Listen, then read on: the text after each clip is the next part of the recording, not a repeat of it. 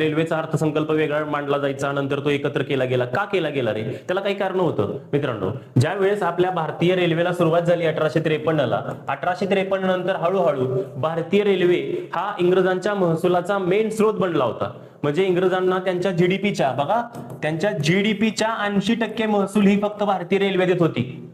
जीडीपीच्या 80%. त्यामुळे रेल्वेतून त्यांना जो महसूल भेटत होता तो त्यांच्यासाठी अत्यंत महत्वाचा होता. मग त्याचा अभ्यास करण्यासाठी त्यांनी एक विल्यम ॲकवर्थ नावाची समिती नेमली होती. कुठली? विल्यम ॲकवर्थ नावाची एक समिती नेमली होती. आणि या समितीने 1921 ला शिफारस केली की तुम्ही काय करा, तुम्ही आपलं जे बजेट मांडतोय आपण 1860 पासून, बघा इंग्रजांनी भारतातलं पहिलं बजेट मांडलं होतं 1860 ला.